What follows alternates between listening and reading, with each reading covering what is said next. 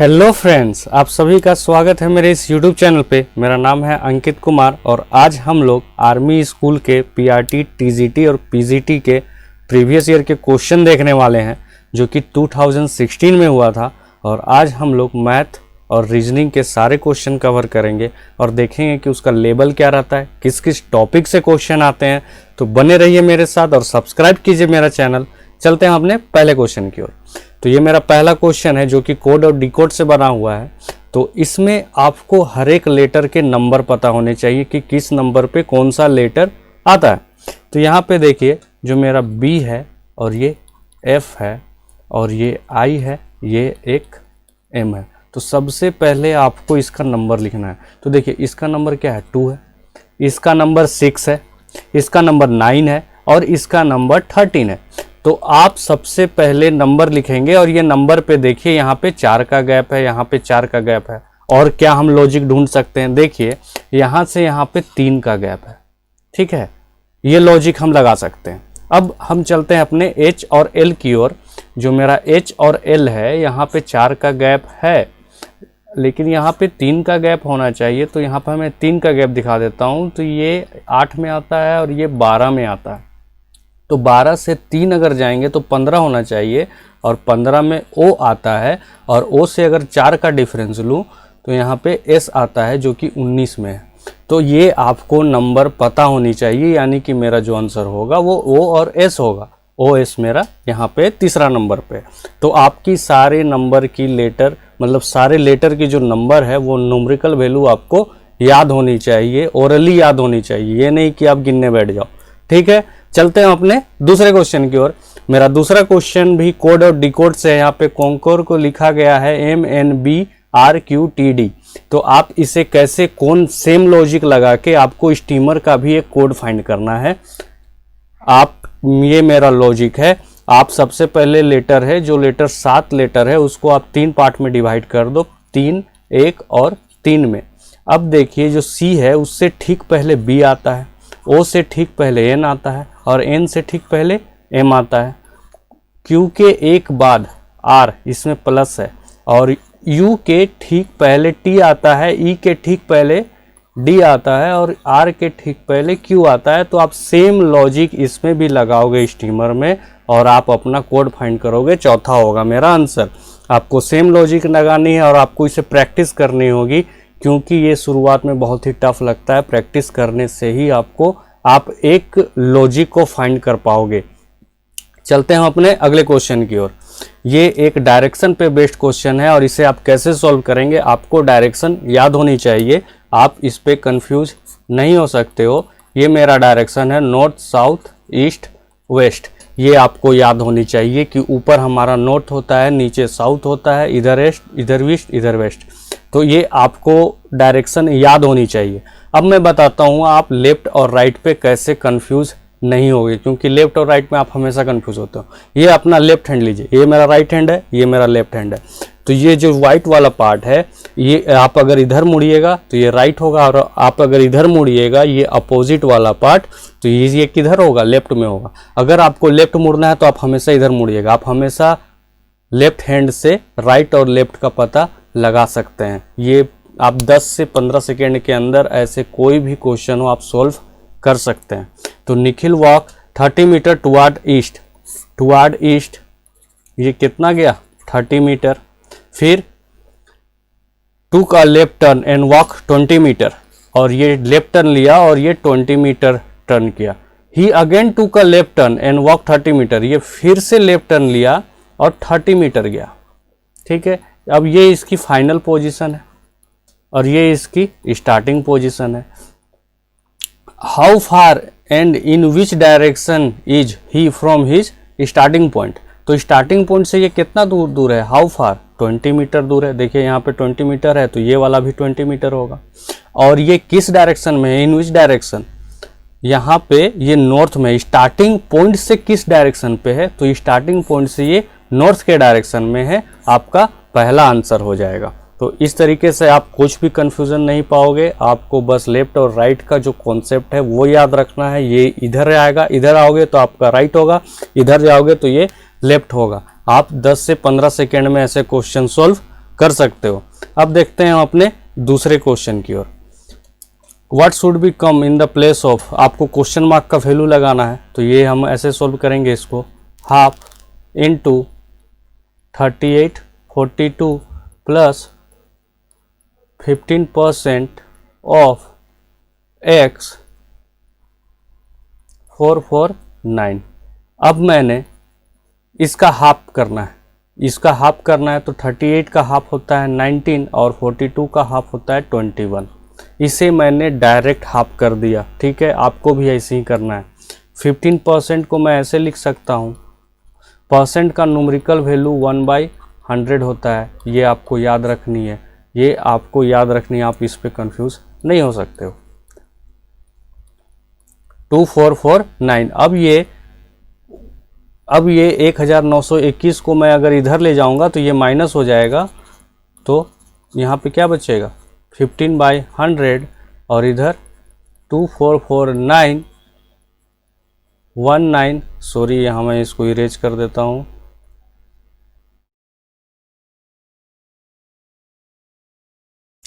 1921। अब मैं इसमें इसको माइनस करता हूँ तो यहाँ बचेगा 8, यहाँ बचेगा 2 और 19 में 24 घटाऊंगा तो 5, ये बचा x। अब मैं ये पार्ट को अगर इधर ले जाऊं तो ये उल्टा हो जाएगा, यानी कि 100/15। तो मेरे पास क्या बचा 5800/15। अगर इसे मैं सोल्व कर दूं तो ये मेरा x का वैल्यू आ जाएगा। मैं 15 से डायरेक्ट काट देता हूँ, 15 × 45, 45 में से यहाँ पे कितना बचेगा 7 और ये 8, तो 78 बचा, 15 बचे 75 और फिर 75 और ये कितना बचा 3, तो पॉइंट लगा के 30, तो ये 2 बार में चल जाएगा। तो ये कितना चल जाएगा, इससे 100 से गुना कर दूंगा तो 35-20, तो 35-20 मेरा आंसर हो गया। इस तरह से आप कैलकुलेशन इजी वे में कैलकुलेट कर सकते हो, और ये मैंने स्टेप बाय स्टेप किया है। आपको एग्ज़ाम में ओरली कैलकुलेट करना है और इजी में फाइंड करना है। आपके पास 1 मिनट से भी कम समय होगा, आपको जल्दी कैलकुलेट करना है। अब चलते हैं अपने अगले क्वेश्चन की ओर। अब देखिए आप इसका 18% कैसे निकाल सकते हो। आपको इजी वे और स्मार्ट तरीका खोजना होगा कि आप कैसे इसका 18% निकाल सकते हो। तो मेरे पास बहुत सारे मेथड है 18% निकालने के। आप डायरेक्ट कर सकते हो, या आपको गुना अच्छा नहीं लग रहा है तो आप और भी ट्रिक अपना सकते हो। तो जैसे देखो, पहले मैं इसका 10% निकालता हूँ। तो 10% निकालने के लिए आपको जो 609 है, अगर मैं यहाँ पे पॉइंट लगा दूँ तो ये मेरा हो जाएगा 1%, ये मेरा हो जाएगा 10%। अगर एक डिजिट के पहले पॉइंट लगाया है तो मेरा ये 10% होगा। अब मैं इसे 2 से गुना कर देता हूँ, इसे भी 2 से गुना कर दूँ और इसे भी 2 से गुना कर दूँ, तो ये मेरा हो जाएगा 20%। और 20% का वैल्यू कितना हो जाएगा, 60 दूना 120 और ये 18 हो जाएगा तो 121.8। ठीक है, मैं अगर इसे 2 से गुना करता हूँ तो कितना हो जाएगा 121.3। और ये 20% का वैल्यू इतना है, जब 20% का वैल्यू इतना है तो 2% का वैल्यू कितना होगा, जस्ट एक पॉइंट ये यहाँ आ जाएगा, तो ये कितना हो जाएगा 12 सॉरी मैं इसे इरेज करता हूँ, थोड़ा सा गलती लिखा गया। आपको अब 2% का वैल्यू निकालना है, तो 2% का वैल्यू होगा 12.18 और यहाँ पे 0। ठीक है, अब देखिए यहाँ पे 20% का वैल्यू है, इसमें से 2% घटा दो, ये 18% का वैल्यू निकल जाएगा।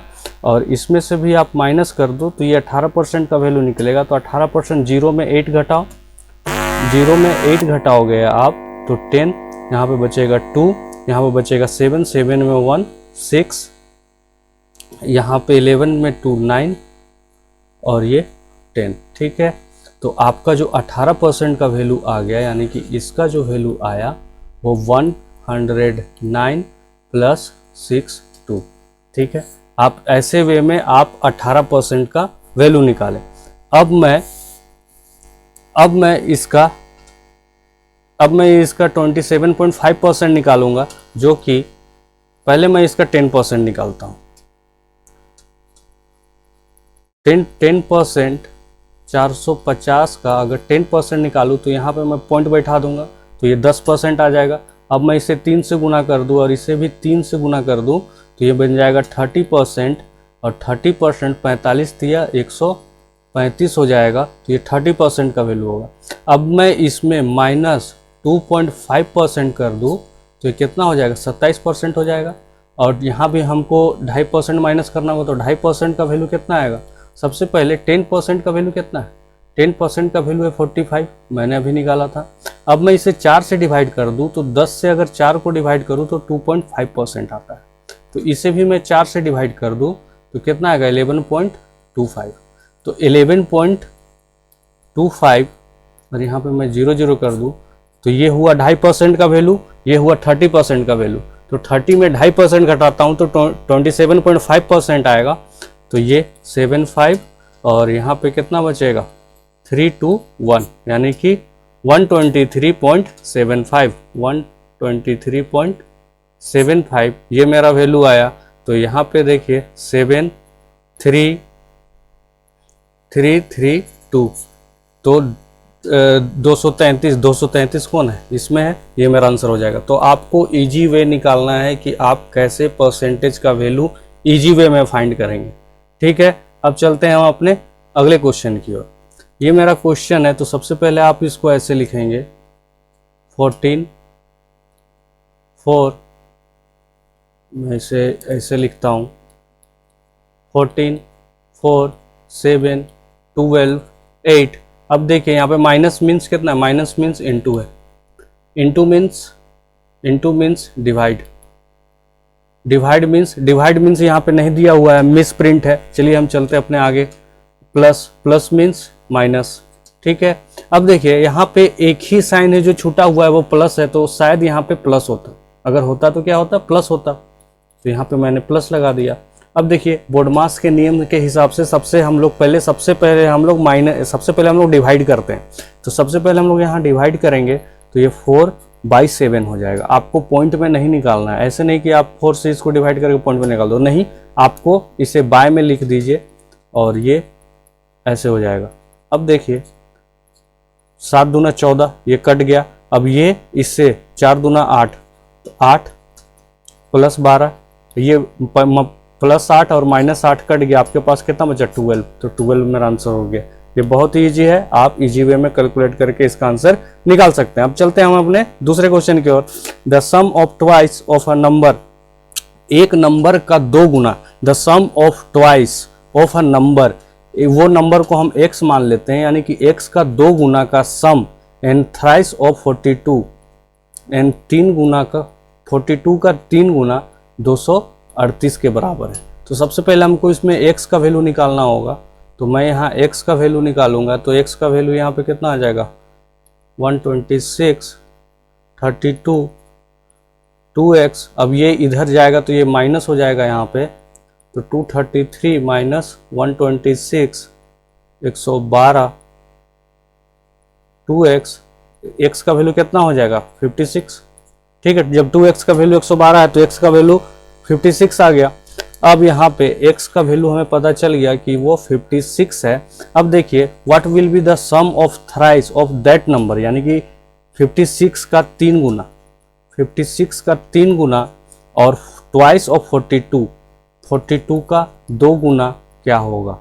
तो यहाँ पे हमें निकाला 150 और 18 कितना हो गया, 168 और ये 84।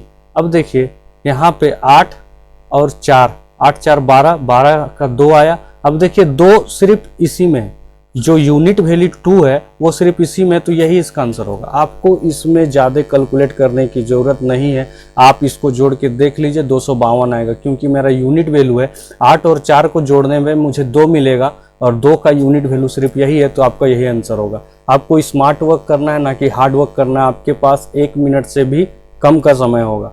अब चलते हैं अपने अगले क्वेश्चन की ओर। Rohit invested sum amount at the rate of 6% पर एनुअल के हिसाब से उसने इन्वेस्ट किया और 3 साल में वो सिंपल इंटरेस्ट पाता है। वो 3 साल में सिंपल इंटरेस्ट पाता है 8,730 रुपया। How much compound interest will get on the same amount at the same rate, वो सेम रेट में कितना पाता है 2 साल में। 2 साल में हमको निकालना है कंपाउंड इंटरेस्ट वो कितना पाता है। रेट है मेरा 6%, जो मेरा रेट है वो 6% है। तो सबसे पहले आप देखिए, पहले हमको P निकालना होगा, प्रिंसिपल यानी कि मूलधन, और जो मेरा सिंपल इंटरेस्ट है वो फर्स्ट ईयर, सेकेंड ईयर और थर्ड ईयर।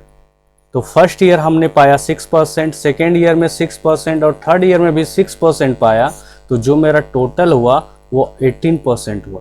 जो टोटल परसेंट हमको 18% मिला, 18% किसका मिला? प्रिंसिपल का 18% मिला है हमको, प्रिंसिपल का 18%, जिसका वैल्यू कितना है? 8,730 रुपया है। तो हम इसे ऐसे लिखेंगे कि सबसे पहले हमको P फाइंड करना है, और इसमें हम लोग लिखेंगे 18% of P that is equal to 8,730 rupees. अब जो परसेंट का वैल्यू मैंने बताया था 1/100 होता है, तो इसको मैं अगर परसेंट से हटा दूंगा तो ये होगा, ऑफ मतलब होता है मल्टीप्लाई इंटू P 8,730 रुपीज़। तो P बराबर कितना हो जाएगा? 8,730 100/18। अब इसको काट दीजिए, ये देखिए 9 से जा रहा है, तो 9 81, ये 63 7 0 485। तो कितना हो गया? 48,500 मेरा P निकला है। तो मेरा जो मूलधन है, मेरा जो प्रिंसिपल है वो 48,500 आया। अब मुझे कंपाउंड इंटरेस्ट निकालना है, कितना? 6%। रेट मेरा है 6% और मुझे कंपाउंड इंटरेस्ट निकालना है सेकेंड ईयर का, फर्स्ट ईयर और सेकेंड ईयर। तो अब देखिए, जो फर्स्ट ईयर आएगा उसका इसका 6% आएगा, ठीक है। प्रिंसिपल का 6% फर्स्ट ईयर में लगेगा।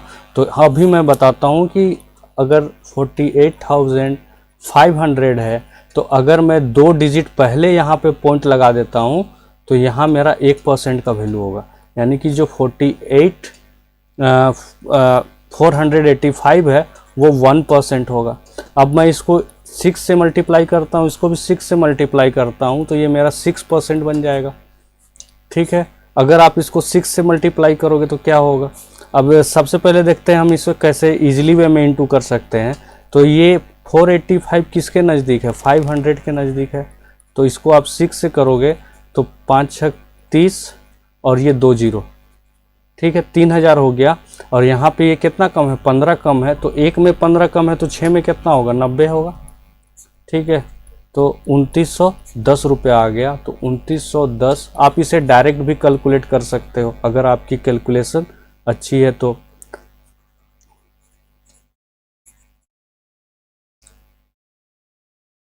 आप इसे डायरेक्ट भी कैलकुलेट कर सकते हो, स्मार्ट वे में भी कैलकुलेट कर सकते हो, आपकी जैसी मन वैसे ही आप कर सकते हो।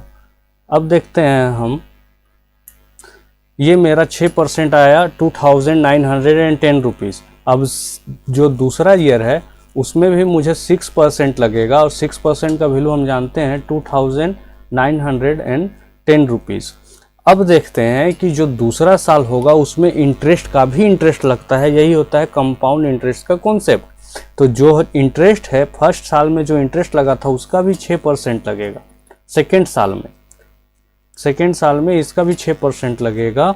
तो इसका मैं निकालता हूँ 6%। तो अगर आप यहाँ पे पॉइंट लगा दो, 2910 के 2 डिजिट पहले पॉइंट लगा दो, तो ये 1% का वैल्यू आया। इसमें आप 6 से गुना कर दो, इसमें भी आप 6 से गुना कर दो, तो ये 6% का वैल्यू हो जाएगा। तो 6% का वैल्यू यहाँ पे कितना हो गया? 6 4 17, यानी कि 174.6, 174.6 ये मेरा आ गया इंटरेस्ट, ठीक है। जो सेकेंड ईयर में इंटरेस्ट का भी इंटरेस्ट आया था 174.6। अब मैं इसको तीनों को प्लस कर दूंगा तो मेरा कंपाउंड इंटरेस्ट का वैल्यू निकलेगा 174.6। यहाँ पे 0.0 लगा देता हूँ, 0.0। तो देखिए यहाँ पे 6, यहाँ पे 4। देखिए 4.6 सिर्फ इसी में है। एक यही ऐसा डिजिट है जिसमें 4.6 है, तो आपको आगे कैलकुलेट करने की ज़रूरत नहीं है, आप इसे डायरेक्ट आंसर मार दो, ये होगा आपका आंसर, ठीक है। इस वे में आपको स्मार्ट वर्क करना है, स्मार्ट कैलकुलेशन करना है। अब देखते हैं हम ratio. The ratio between the speed of train and car is, तो जो मेरा ट्रेन का स्पीड है वो 16 है और जो कार का स्पीड है वो 15 है। एंड ऑल्सो अ बस कवर अ डिस्टेंस, वो कितना? 8 घंटा में 480 किलोमीटर ट्रेवल करता है क्या? बस। तो बस की स्पीड कितनी होगी? Distance by time, 480 by 8 hour, ये होगा किलोमीटर पर आवर। तो इसका कितना होगा? 60 किलोमीटर पर आवर। तो बस की जो स्पीड है वो 60 किलोमीटर पर आवर मैंने निकाल ली। 8 छक 48 होता है, तो 60। तो 60 किलोमीटर पर आवर मेरी बस की स्पीड है। द स्पीड ऑफ बस इज, द स्पीड ऑफ बस इज, यहाँ पे दिया गया है स्पीड ऑफ बस। स्पीड बस कितना है? 60 किलोमीटर पर आवर। वो कितना है? 3/4 है, 3/4 है। द स्पीड ऑफ ट्रेन, जो ट्रेन का जो स्पीड है, तो यहाँ पे मुझे ट्रेन का स्पीड अगर निकालना है तो ये 3/4 को मैं इधर ले जाऊँगा तो ये क्या हो जाएगा? 4/3 हो जाएगा। और 4/3 को ये 20 गया, ये 80 आ जाएगा। यानी कि ट्रेन की स्पीड कितनी हो गई? 80 किलोमीटर पर आवर। अब देखिए यहाँ पे अगर ये 80 किलोमीटर पर आवर, यानी कि इससे कितना बढ़ा है? 5 गुना बढ़ा है। ठीक है, 16×5 = 80। तो ये भी रेशियो में 5 गुना बढ़ेगा, ये भी 5 गुना बढ़ेगा। अगर 80 से 5 गुना है 16 से, तो ये भी 5 गुना बढ़ेगा। यानी कि कार की स्पीड हो जाएगी 75 किलोमीटर पर आवर। ठीक है, यहाँ पे देखिए, यहाँ पे ये कितना है? 16 है। ये अगर इसकी स्पीड 32 होती, अगर ये 2 गुना बढ़ेगी तो ये भी 2 गुना बढ़ेगी। ठीक है, अगर ये 3 गुना बढ़ेगी 48, तो ये भी 3 गुना बढ़ेगी, इसका हो जाएगा 45। लेकिन मेरे क्वेश्चन के हिसाब से जो 16 और 15 का रेशियो है, तो ट्रेन का स्पीड हमें मिला 5 गुना, यानी कि 80। तो इसका भी स्पीड 5 गुना हो जाएगा, वो हो जाएगा 75। तो कार का स्पीड है 75 किलोमीटर पर आवर। अब दिया गया है how much distance the car will cover in 6 hour. तो 1 घंटा में 75 किलोमीटर चलता है कार, तो 6 आवर में कितना चलेगा? 75 × 6 दैट इज 450 किलोमीटर। ये मेरा आंसर हो गया। समझ में आ गया? अब चलते हैं अपने अगले क्वेश्चन की ओर। ये तो बहुत ही इजी क्वेश्चन है, ये तो बहुत ही इजी है, ये तो आप कर लीजिएगा खुद से।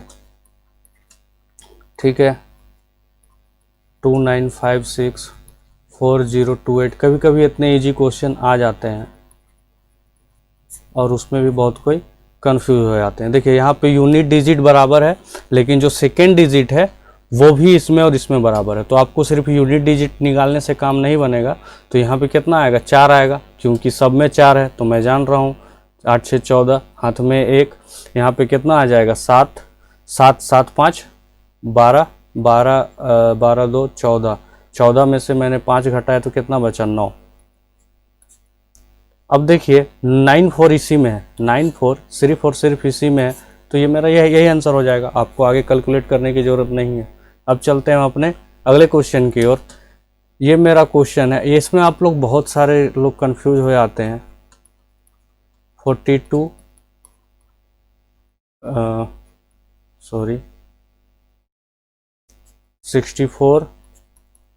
3। इसको आप ऐसे लिख सकते हैं। अगर आप इस पे कंफ्यूज हो रहे हो तो इसको आप ऐसे लिखिए ना। आप इसको जो डिवाइड है उसको मल्टीप्लाई करके 1/64 और इसको डिवाइड करके 1/3, और इसको आप ऐसे लिख सकते हो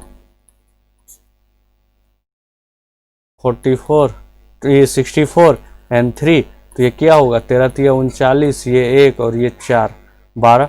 फिर इसमें ये गया तो कितना हुआ? मैं इसे 2 से काटता हूँ तो 2 से ये 32, 64 का आधा 32 हो जाएगा। इसमें 6 12 1 5, फिर ये 7। अब देखिए ये कहीं ना कहीं इसका 2 गुना है। ठीक है, नहीं मतलब 20 गुना है। देखिए 32 दूना 64 होगा, यानी कि कितना? 32 को अगर मैं 20 से गुना करूं तो कितना होगा? 640 आएगा। तो यानी कि कहीं ना कहीं ये 21 के आसपास है। ठीक है, तो ये यहाँ पे देखिए 21 एक यही आंसर है। तो यहाँ पे मैं 21 हो जाएगा। आपको ऐसे लगभग वैल्यू और स्मार्ट वर्क करना है कि डायरेक्ट देखना है। यहाँ पे देखिए जो 32 है और 657 है, इस पे कितने बार में जा रहा है? लगभग 21 बार में जा रहा है। तो लगभग 21 बार में जा रहा है, तो आप डायरेक्ट इस यहाँ ऑप्शन 21 देखो, मार दो आंसर। ठीक है, अब चलते हैं हम अगले क्वेश्चन पे। 20% of Anuj annual salary is equal to 75% of Raj annual salary. ठीक है, if Raj annual salary is 60% of Ravi monthly salary, if Ravi annual salary is equal to 1.44 lakh. Okay, हम लोग देखते हैं सबसे पहले। तो यहाँ पे देखिए जो रवि की एनुअल सैलरी है और यहाँ पे रवि की मंथली सैलरी दिया हुआ है। तो सबसे पहले हम लोग रवि की मंथली सैलरी निकालेंगे। तो रवि की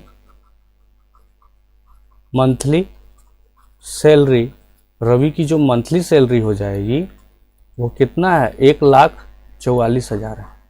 1,44,000 है और इसे मैं 12 से डिवाइड कर दूंगा तो ये मंथली सैलरी निकलेगी, क्योंकि ये सालाना इनकम है, एनुअल इनकम है। और इसे मैं 12 से डिवाइड कर दूं तो 12,000 हो जाएगा। तो 12,000 इसका हो गया मंथली इनकम।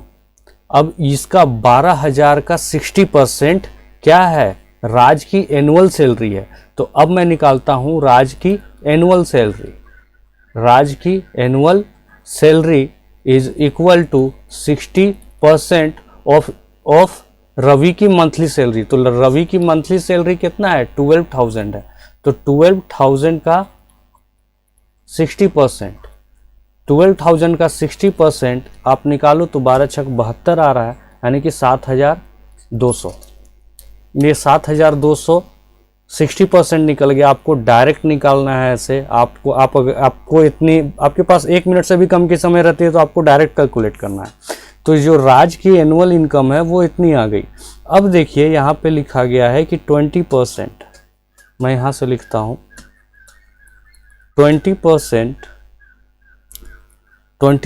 जो अनुज की एनुअल सैलरी है, अनुज की एनुअल सैलरी है वो इसकी कितनी है, 75% ऑफ राज की एनुअल सैलरी, राज की एनुअल सैलरी। तो यहाँ पे देखिए जो 20% होता है उसका न्यूमेरिकल वैल्यू 1/5 होता है और 75% जो है वो 3/4 होता है। ये आपको याद रखनी है।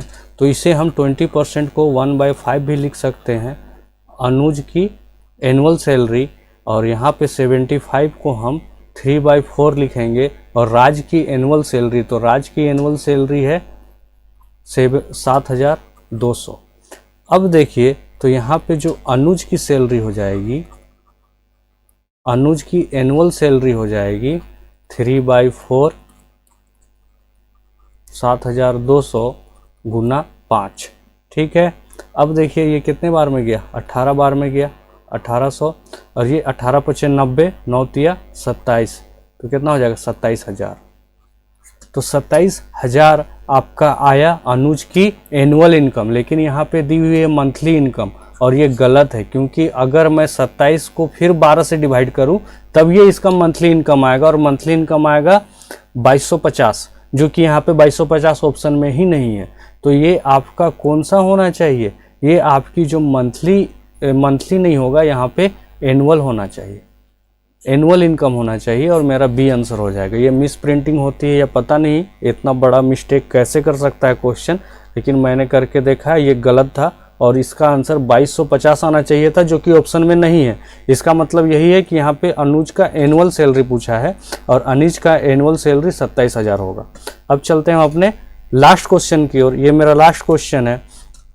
तो ये जो सीमा है, मीना है और रीना है, वो यहाँ से दौड़ना स्टार्ट करती है और ये फिर यहाँ पहुँचती है। तो एक चक्कर लगाने में सीमा को कितने लगते हैं, 54 सेकेंड लगते हैं। मीना को कितने लगते हैं, 42 सेकेंड लगते हैं, और रीना को 63 सेकेंड लगते हैं। तो मेरा आंसर है कि कितने समय के बाद तीनों फिर से स्टार्टिंग पॉइंट पे मिलेगी। ठीक है, ये मेरा क्वेश्चन है। तो आपको अब जब भी ऐसा क्वेश्चन मिले तो आप डायरेक्ट एलसीएम निकालना, आप डायरेक्ट एलसीएम निकाल दो। 54, 42 एंड 63। आप देखो ये भी 9 से जा रहा है, ये भी 9 से जा रहा है, तो मैं इसे 9 छक 54, ये 42 नहीं जाएगा 9 से, और ये 7 63। आप देखिए ये भी 7 से जाएगा, ये भी 7 से, तो ये 6 7 छक 42 और ये 1।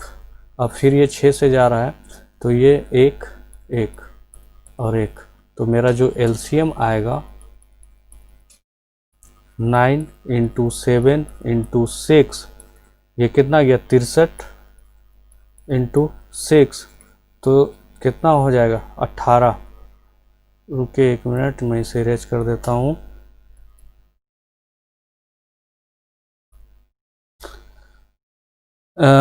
तीन छक 18 और 6 छक 36, यानी कि 360 360 और 18 कितना हो गया 378।